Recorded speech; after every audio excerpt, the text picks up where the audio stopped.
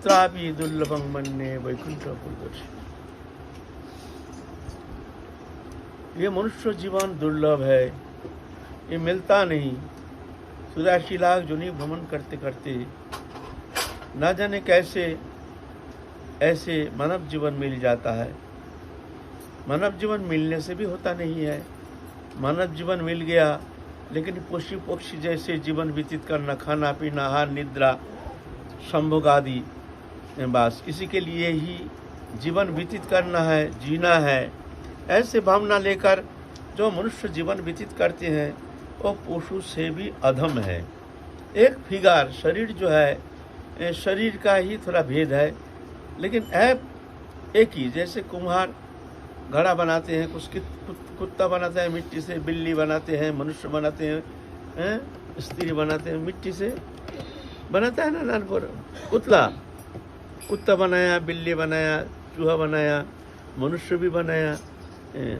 तो ऐसा ही इस शरीर का भेद है। ये पंच तत्व जो है, अग्नि जल आकाश वायु पृथ्वी, इस 5 तत्व से बना शरीर। एक अमीबा से लेकर और जितना दृश्यमान जितना पदार्थ है एवं जितना जीव चैतन्य सत्ता है, सभी पंच तत्व से बना हुआ है।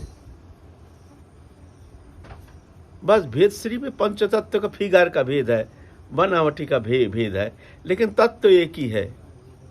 वही चतुर्विंशति तत्व, एक तत्व भी ज्यादा नहीं है, सभी चतुर्विंशति तत्व का भेद है। लेकिन थोड़ा है चैतन्य सत्ता का विकास की थोड़ा तारतम्य है। जो विकास है, चेतन सत्ता का जो विकास है, जैसे एक बीज है, बीज होने से तो होगा नहीं। बीज बड़ा होता है, वृक्ष होता है, तो वृक्ष होने से ही होता नहीं है, उसमें फूल आता है। फूल आने से ही होता नहीं, उसमें फल होता है, तब जाकर पूर्णता। बीज लगा दिया, बो दिया, बीज हो गया, पौधा आ गया। पौधा होने से ही तो पूर्णता नहीं, हमने बीज बपन किया ना, लेकिन उसमें एक पौधा ही आया है। पौधा तो ही नष्ट हो सकता है, कोई कीमत का नहीं है। पौधा होने से ही होगा ना, ठीक है, अच्छा है, बीज से तो पौधा हो गया। फिर पौधा बड़ा होकर के थोड़ा वृक्ष बन गया, शाखा पर शाखा विस्तार करके बड़ा हो गया, तो उसमें भी हमारा कोई लाभ नहीं जब तक फल नहीं फलता है। फिर उसमें फूल आ गया, अच्छा है, सुंदर है, फूल होने से भी हमारा लाभ क्या है जब तक फल नहीं आता है। फल आने से भी लाभ क्या है जब तक वो पकता नहीं है। मान लो पक्षी खा करके ठोकर मार के गिरा दिया सब, या मान लो ऐसा कोई वायरस लग गया कि फसल ही वही पेड़ में ही सड़ गया, ऐसे भी होता है ना। तो ऐसा ही मनुष्य जीवन मिलने से क्या होता है, मिलने से ही होगा नहीं। तो चैतन्य सत्ता का जो विकास है, ये बीज रूप में हमारे अंदर निहित है। एक अमीबा के अंदर चैतन्य सत्ता का जितना शक्ति है वो हम में पूर्ण रूप में एक ही है। सिर्फ तारतम्य है विकास की तारतम्य, उसमें विकास नहीं है। चैतन्य सत्ता का चतुर्विध प्रकाश है। आवरित चेतन, संकुचित चेतन, मुकुलित चेतन, विकसित चेतन। आवरित चेतन जैसे वृक्ष लता आदि, ये आवरित चेतन, चेतन है लेकिन इसका विकास नहीं, ये बोल नहीं सकता है, चल नहीं सकता है। जैसे मनुष्य अचेत होकर रहता है, चेतन सत्ता निष्क्रिय होकर रहते, ऐसे ही वृक्ष लता। फिर और थोड़ा विकास होता है चैतन्य सत्ता का, संकुचित चेतन, कीड़ा मकोड़ा आदि, थोड़ा सा विकास हुआ है, चलता है, फिरता है, खाता है ना। फिर चैतन्य सत्ता का फिर और थोड़ा विकास हो गया, उसको कहते हैं मुकुलित चेतन। जैसा मान लो गाय, भैंस, बंदर, हाथी, घोड़ा आदि, और थोड़ा विकास हो गया,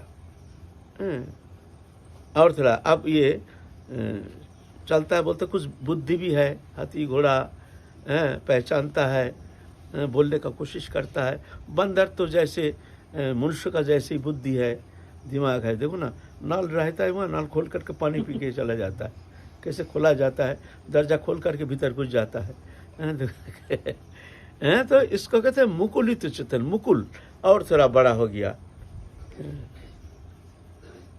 है भीतर, उसके सब जीव के भीतर ही है। फिर और थोड़ा विकास हो गया, मनुष्य जीवन प्राप्त हो गया,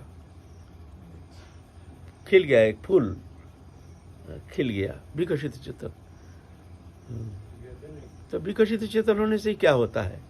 ये विकास अगर भगवान का अनुभूति नहीं होती है, उनका स्वरूप का बोध नहीं होता है, तो ये विकास से क्या होता है? इसके ऊपर है एक पूर्ण विकास। आवृत चेतन, संकुचित चेतन, मुकुलित चेतन, विकसित चेतन, उसके ऊपर है पूर्ण विकसित चेतन। वह है जब उसका जड़ चेतन ग्रंथि खुल जाता है, चैतन्य सत्ता जब भगवत साक्षात्कार करते हैं, अपना आत्म अनुभव होता है, जो मैं कौन हूँ, मैं भगवान को, भगवान मेरे हैं, मैं शरीर नहीं, शरीर संबंधी वस्तु मेरा नहीं, मैं तो अलग हूँ। अनंत काल मैं शरीर में फंस करके, शरीर धर्मी बन करके 84 लाख जन्म में नाना प्रकार शरीर परिवर्तन करते करते मैं भ्रमण कर रहा था। लेकिन आज महत पुरुष की कृपा से, महत सान्निध्य से आज हमारी ये ज्ञान हो गया, जान जाता है जब ये होता है पूर्ण विकसित चेतन, तब जगह पूर्णता। अभी भी पूर्णता नहीं, अभी भी ये अगर मान लो भजन नहीं करता है, भगवत अनुष्ठान नहीं करता है, भगवत प्राप्ति के लिए कोई चेष्टा नहीं है, आत्म अनुभव जागृति के लिए कोई इच्छा नहीं, तो फिर मर करके फिर वो ढक जाता है, फिर वो चेतन सत्ता फिर ढक करके फिर ना जाने कौन सा जोनि में ले जाएगा। कीड़ा मकोड़ा भी हो सकता है, पशु पक्षी कोई भी जोनि में प्राप्त कर सकता है। जैसे तुम्हारा कर्म अनुसार तुमको ऐसे ही फिर जन्म मिलेगा, ऐसे गारंटी नहीं है तुमको मनुष्य जीवन मिलेगा।